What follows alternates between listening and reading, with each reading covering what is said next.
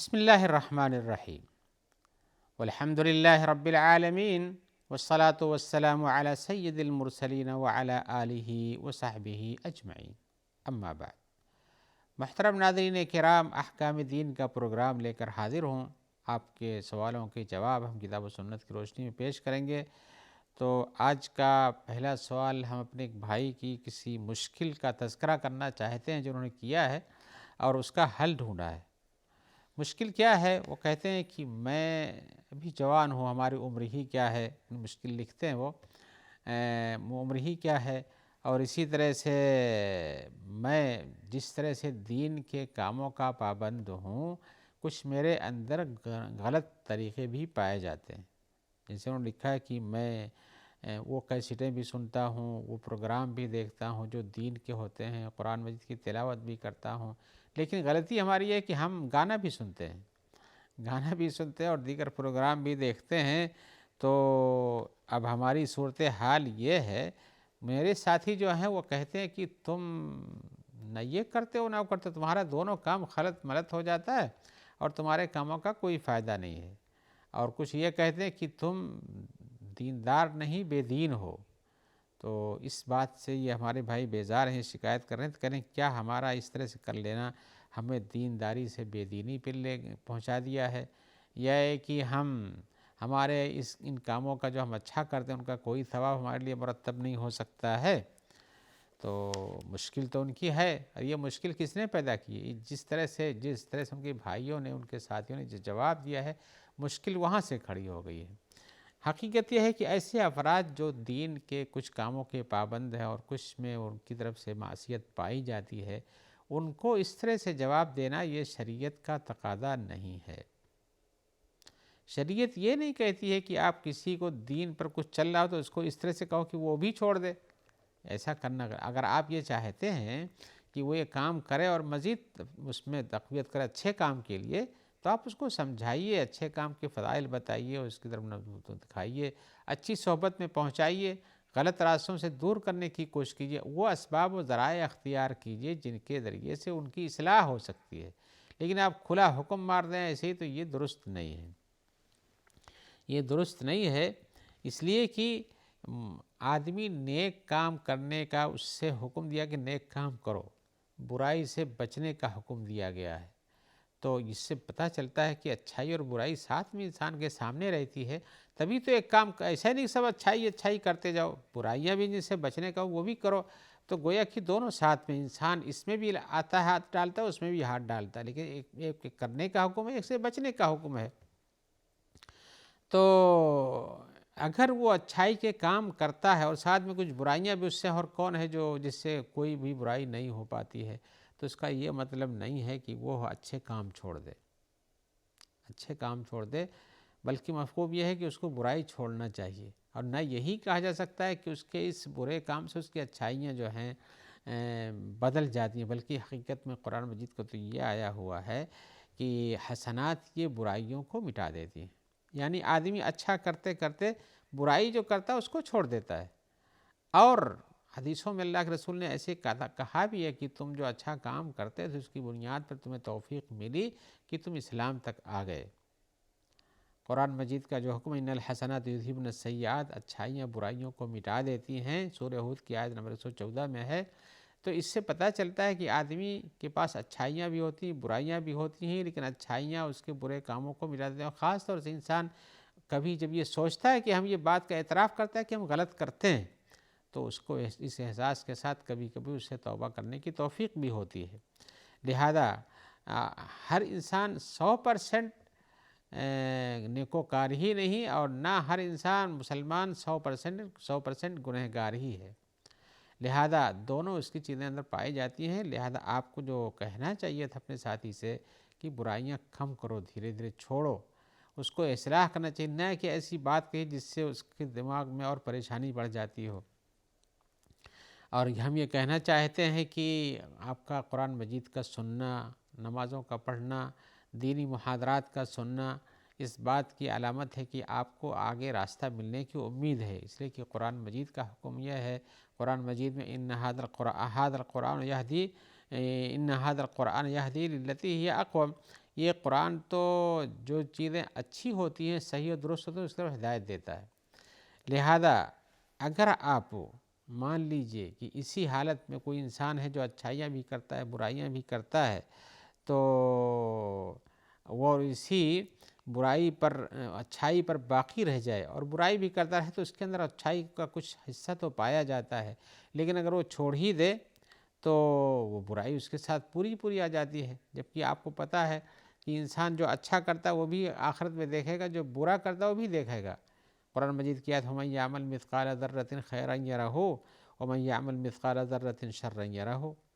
سورہ زلزلہ میں ہے کہ جو اچھائی ایک ذرے کے برابر بھی کرے گا اس کو بھی دیکھے گا، اور جو برائی ایک ذرے کے برابر کرے گا اس کو بھی دیکھے گا۔ تو گویا کہ اچھائیاں اور برائیاں، ان کے نتائج بھی اسی طرح سے آگے آنے والے ہیں۔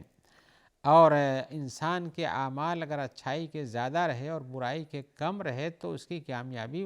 واضح ہے۔ قرآن مجید کا ارشاد فَأَمَّا مَنْ ثَقُلَتْ مَوَازِينُهُ، جس کے میزان بھاری ہو گئے، وزن دونوں کیا جا رہا ہے لیکن میزان حسنات بھاری ہو گئے، فَهُوَ فِي عِيشَةٍ رَاضِيَةٍ، تو وہ پسندیدہ زندگی میں رہے گا۔ وَأَمَّا مَنْ خَفَّتْ مَوَازِينُهُ فَأُمُّهُ هَاوِيَةٌ، اور جس کا میزان، جس کا پلہ ہلکا ہو گیا تو اس کا ٹھکانہ جہنم ہے۔ اور اس کے بارے میں پوچھا کہ وہ کیا ہے، تو کہا نار حامیہ، نار حامیہ، وہ گرم گرم آگ ہے۔ لہذا آپ کے حسنات اور سیئات یہ چل رہے ہیں، آپ یقین رکھیے کہ انشاءاللہ آپ کے لیے اچھا ہوگا۔ زیادہ سے زیادہ آپ اچھائی کیجئے، کسی بھی چھوٹے اچھے نیک کام کو چھوٹا مت سمجھیے، کرتے جائیے، آپ کو راستہ مل جائے گا۔ قرآن حدیث شریف میں آیا ہے لا تحقرن من المعروف شیئا، اچھائی میں سے کچھ بھی ہو اس کو بہت حقیر اور چھوٹا نہیں سمجھو۔ ولو ان تلقى اخاك بوجه طلق، اگر اپنے بھائی سے خوش نما چہرے سے ملتے ہو، خوش ہو کر کے، تو وہ بھی ایک صدقہ ہے، وہ بھی ایک صدقہ، اس کا بھی ثواب ملتا ہے۔ بلکہ حدیث میں تبسمک فی وجہ اخیک صدقۃ، اپنے بھائی کے سامنے ہنسی خوشی ملنا، یہ بھی ایک صدقہ ہے۔ یہ اس کے سامنے آپ خوش رہیں، ہنسیں، یہ ہنسی خوشی ملاقات کریں، یہ بھی ایک صدقہ ہے۔ لہذا آپ کا، جس سے آپ نے کہا کہ ہمارے سامنے مشکل ہے کہ میں کیا کروں، تو آپ جو ہے، ہم یہ کہیں گے ٹھیک ہے، آپ نے اچھائی کا بھی اعتراف کیا، برائی کا بھی اعتراف کیا ہے، لیکن آپ اللہ تعالیٰ سے غفرت کو امید رکھیں اور ان چیزوں کو کریں جو آپ کے کاموں کو بڑھاوا دیتی ہیں۔ اچھائی کے کام زیادہ کرنے کی کوشش کریں اور دھیرے دھیرے برائیاں چھوٹیں گی اور آپ چھوڑ دیں گے۔ لہذا اپنے لیے اچھے دوستوں کو اختیار کیجیے، جن کے پاس برائیاں کم ہیں اور نیکی کے کام زیادہ کرتے ہیں، اور برے لوگوں سے دور رہنے کی کوشش کیجیے۔ اور اسی طرح سے اپنے لیے دعا بھی کیجیے تاکہ آپ کی پریشانی دور ہو جائے، اور آپ کی جو مشکل ہے اپنے ساتھیوں کے درمیان، آپ اپنے ساتھی کچھ بدل لیجئے اور اسی طرح نیک کاموں طرف زیادہ آئیے، دھیرے دھیرے برائیاں خود ہی چھوٹ جائیں گی۔ لیکن یہاں ایک نصیحت کر دینا ضروری ہے کہ کسی کو بھی اچھائی اور برائی میں ملوث دیکھ کر کے آپ اس کے اوپر فوری طور پر ایسا نکیر نہ کیجیے جس سے وہ متنفر ہو جائے، بلکہ اس کو سمجھانے کی کوشش کیجیے اور اسے اچھائیوں کی اچھائیاں بتائیے، برائیوں کی برائیاں بتائیے، تاکہ وہ برائیوں کو چھوڑنے کی کوشش کرے، اور اس پر آپ اس کا ساتھ دیجیے، یعنی ساتھ میں برائی سے بچانے میں اس کا تعاون کیجیے۔ آئیے ہم ایک اور سوال کی طرف آتے ہیں۔ سوال میں ہمارے بھائی پوچھ رہے ہیں کہ ہمارا کوئی آدمی ایسا جو قرض لیے ہوئے ہم سے اور دے نہیں پاتا ہے، تو ہم چاہتے ہیں کہ اس کو ہم زکوٰۃ سے پیسے دے دیں، لیکن یہ شرط لگا کر کے کہ وہ زکوٰۃ کے پیسے لینے کے بعد ہمارا قرض ادا کر دے گا۔ تو کہتے ہیں کیا ہم اس شرط کے ساتھ اسے زکوٰۃ دے سکتے ہیں اور اس طرح سے زکوٰۃ دے کر کے پیسے اس سے لے لیں اور اس کا قرض بھی ادا ہو جائے گا اور ہمارا پیسہ بھی واپس آ جائے گا اور ادھر سے زکوٰۃ بھی ادا ہو جائے گی؟ ظاہر بات ہے تینوں فائدے تو حاصل ہو جائیں گے آپ کو۔ تو جواب یہ ہے کہ نہیں، ایسا کرنا درست نہیں ہے۔ ایسا کرنا کیا درست نہیں ہے؟ یعنی یہ شرط لگا کے زکوٰۃ دینا درست نہیں ہے۔ زکوٰۃ دینا درست ہے، اس لیے کہ مقروض ہے، مقروض کو زکوٰۃ دی جاتی ہے، اور لیکن یہ شرط لگا کے دیجئے کہ آپ کو میں زکوٰۃ دیتا ہوں اس لیے کہ تاکہ یہ لو اور ہمیں اس ہاتھ سے لو، اس ہاتھ سے ہمارا قرض ادا کر دو۔ تو یہ تو اپنا قرض نکالنے کا آپ نے راستہ نکالا۔ زکوٰۃ کا جو مقصد تھا، یہ فقراء اور مساکین اور اسی طرح سے اس پہ جو کام اس کو وصول کرتے ہیں ان کے لیے، جو غارمین ہیں یعنی جو مقروض ہیں ان کے لیے ہے تو مقروض کو آپ نے دیا تو لیکن یہ اس لیے نہیں دیا کہ آپ دیتے ہیں، اس لیے دیا کہ ہم کو اپنا پیسہ واپس مل جانا چاہیے، تو اس طرح سے زکوٰۃ بھی ادا ہو جائے گی اور پیسہ بھی واپس مل جائے گا۔ تو علماء نے کہا ہے کہ اگر یہ شرط لگا کر کے آپ زکوٰۃ کسی کو دیتے ہیں کہ میں یہ پیسہ دے رہا ہوں زکوٰۃ کا تاکہ میرا قرض تم واپس کر دو، تو یہ کرنا درست نہیں ہے اور زکوٰۃ یہ ادا نہیں ہوگی، اور علماء کا اس پر اتفاق ہے۔ تو ایسی صورت میں زکوٰۃ دیتے ہیں تو ایسی شرط لگا کے مت دیجیے، آپ دیجیے زکوٰۃ دینے کے بعد یہ شرط نہ لگائیے، اور اگر وہ اپنی پائی ہوئی زکوٰۃ میں سے آپ سے پاتا ہے یا کسی اور سے پاتا ہے تو آپ کو واپس کرتا ہے تو اس میں کچھ حرج نہیں، لیکن آپ یہ شرط لگا کے پہلے سے دیں گے تو یہ آپ کا اس طرح سے دینا صحیح نہیں ہے۔ آئیے ایک اور سوال کی طرف آتے ہیں، اسی زکوٰۃ سے متعلق ہے، وہ کہہ رہے ہیں کہ ایک آدمی ایسا ہے جس نے کسی حرام کام کے لیے جس نے لیا اپنی کسی ضرورت کی خریداری کے لیے، لیکن حرام جگہ سے پیسہ لیا ہے، یعنی جیسے سود پہ پیسہ لیا ہے کسی سے، یا کہیں سے چوری کر لیا ہے، یا کچھ بھی کیا ہو مان لیجئے، اور یا اس کے اوپر ضرورت ہے، وہ محتاج بھی ہے، لیکن اب وہ اس چیز کو واپس کرنا چاہتا ہے، یعنی سود کو واپس کرنا چاہتا ہے، اور یا اسی طرح سے قرض لیے چوری کیا تھا اس کو واپس کرنا چاہتا ہے، اور زکوٰۃ آپ اس کو دیتے ہیں کہ لو یہ زکوٰۃ لو اور اس کو واپس کر دو یا کہ سود واپس کر دو، تو اس میں کیا رائے ہے؟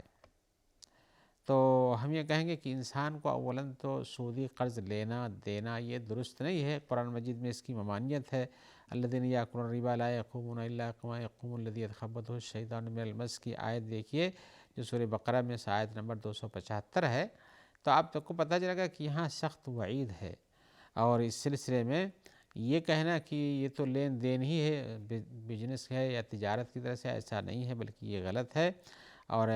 جو لوگ ایسا کرتے ہیں ان کے لیے جہنم کی وعید دی گئی ہے، لہذا اس سودی قرض کے لیے تو بچنا چاہیے۔ اللہ کے رسول نے بھی بتایا ہے کہ سود لینے والا، سود دینے والا، لکھنے والا، پڑھنے والا، اس کا گواہ، یہ سب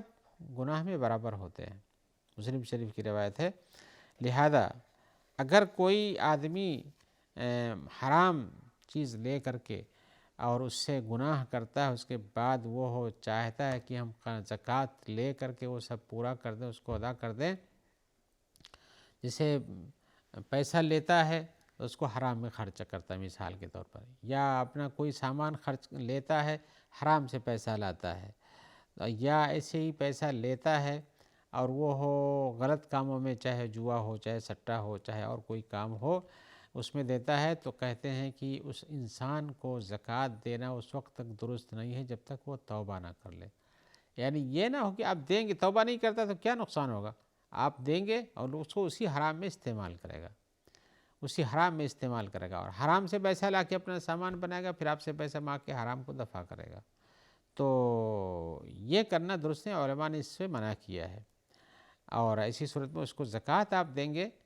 تو زکوٰۃ کو بھی حرام میں استعمال کرنے کے لیے زکوٰۃ نہیں دی جاتی، بلکہ زکوٰۃ دی جاتی ہے غریب، فقیر، مسکین، محتاج، قرض مقروض انسان جو کہ خیر کے کام میں رہتا ہو، یہ اچھے پیسے کو اللہ کے راستے میں یہ نہیں دیا جاتا ہے کہ آپ دیں اس سے غلط راستہ اختیار کے جو اللہ کا راستہ نہیں بتایا ہوا ہے، لہذا ایسے شخص کو زکوٰۃ نہیں دینا چاہیے۔ آئیے ہم ایک اور سوال کی طرف آتے ہیں جو ہم لوگوں کی زندگی میں اکثر و بیشتر پیش آتا ہے، ہمارے بھائی پوچھتے ہیں کہ کیا ہم صلاۃ الضحیٰ یعنی چاشت کی نماز جو سورج نکلنے کے کچھ دیر کے بعد پڑھی جاتی ہے اس کو صلاۃ الضحیٰ کہتے ہیں یا کہ اس کو چاشت کی نماز کہتے ہیں، کہہ رہے ہیں کہ ہم ڈیوٹی پہ پہنچتے ہیں تو کیا ڈیوٹی میں ہم جب اس کا وقت ہو جائے، یعنی عام طور سے اس کا وقت 8 بجے سے 10 بجے کے درمیان ہوتا ہے، تو اگر ہم وہ ڈیوٹی پر پہنچ جائیں تو کیا اس وقت ہم صلاۃ الضحیٰ پڑھ سکتے ہیں، جبکہ ہمیں معلوم ہے کہ ہمارے اس پڑھنے سے ہمارا کام کچھ بند نہیں ہو جاتا ہے، یعنی کام جس کمپنی میں کام کرتے ہیں اس کا کوئی نقصان نہیں ہو رہا ہے، تو جواب یہ ہے کہ بھئی صلاۃ الضحیٰ پڑھنا سنت ہے، اس کے فائدے ہیں، حدیث میں اس کے فضائل بیان کیے گئے ہیں، لیکن یہ ایک سنت اور مستحب یعنی نماز ہے، فرض نہیں ہے، واجب نہیں ہے، لہذا آپ کا اس کو چھوڑ کر آپ کے اوپر جو کام واجب ہے زندگی میں، جس کا آپ نے عقد کیا ہے، ایگریمنٹ کیا ہوا، اس واجب کام کو ادا کرنا ضروری ہے۔ اگر آپ اس واجب کو اپنے مستحب چیزوں سے بھر کر کے اس کو نہیں کرتے ہیں تو یہ درست نہیں ہے۔ لہذا آپ کا جو کام جو ہے، جس کی بنیاد پہ آپ اس کو چھوڑ کے اس کو آپ کی ڈیوٹی، اپنی ڈیوٹی چھوڑ کے آپ چاہتے ہیں چاشت کی نماز پڑھیں، یہ درست نہیں ہے۔ آپ نے جو یہ بات بتائی کہ ہمارے اس پڑھنے سے کام کا کوئی نقصان نہیں ہوتا ہے، اگر ایسا کچھ ہے تو پھر حرج نہیں، اس لیے کہ مقصود آپ کا کام کا نقصان نہیں ہونا چاہیے۔ کام کا نقصان ہوتا ہے تو آپ پھر وہ مستحب چیزیں نہیں، لیکن فرض نمازوں کو تو پڑھنا چاہیے، چاہے اس لیے کہ کام سے بڑھ کر کے وہ چیزیں ہوتی ہیں۔ لہذا آپ کسی واجب کو چھوڑ کر کے، یعنی ڈیوٹی جو آپ کی واجبات میں سے، اس کو چھوڑ کر کے آپ چاشت کی نماز پڑھنے جائیں یا اور ایسا کوئی مستحب دینی اسلامی کام کریں جس کا ثواب ہوتا ہے، تو یہ آپ کے لیے درست نہیں ہے، بلکہ آپ کو اپنی ڈیوٹی ادا کرنی چاہیے۔ آگے ہمارے سامنے جو سوال ہے وہ یہ ہے، پوچھ رہے ہیں کہ ہم اپنے محلے کی مسجد میں دیکھتے ہیں کہ کچھ لوگ نماز پڑھنے آتے ہیں، خاص طور سے فجر کی، تو نماز فجر کے بعد بیٹھے رہتے ہیں یہاں تک کہ سورج نکل آتا ہے، اور تسبیح و تحلیل میں لگے رہتے ہیں، کچھ لوگ اکٹھا ہو کے قرآن پڑھتے ہیں۔ تو وہ پوچھ رہے ہیں کہ کیا اس طرح سے درست ہے؟ ہم حقیقت میں اس سلسلے میں کافی ساری حدیثیں وارد ہیں، اس کام کے فضائل ہیں، جن کی ہم تفصیل میں آج نہیں جاتے ہیں، لیکن یہ بتانا چاہتے ہیں کہ یہ کام درست ہے، اس کا ثواب ہے۔ ایسے بیٹھ کے پڑھنے، وہاں مسجد میں وقت گزارنا، فجر کی نماز کے بعد سورج کے طلوع ہونے تک تسبیح و تحلیل میں لگے رہنا، یہ صحابہ کرام کی سنت ہے۔ رسول اللہ صلی اللہ علیہ وسلم نے اس پہ بہت سے ثواب کا بیان کیا ہوا ہے، لیکن کسی تفصیل انشاءاللہ ہم کسی اور مجلس میں آپ کے ساتھ کریں، کسی اور حلقے میں۔ آج ہم آپ سے اجازت چاہتے ہیں اور امید رکھتے ہیں کہ جلد ملاقات ہوگی۔ آپ کے سوالوں کے مزید جوابات ہم اسی مجلس میں دے پائیں گے۔ ہم دعا گو ہیں کہ اللہ تعالیٰ آپ کو خیر سے رکھے، اور جو لوگ آپ تک اس پروگرام کے پہنچانے میں تعاون دیتے ہیں، اللہ تعالیٰ ان کا تعاون کرے اور ان کو جزائے خیر عطا فرمائے اور سب کو خیریت سے رکھے۔ السلام علیکم ورحمۃ اللہ وبرکاتہ۔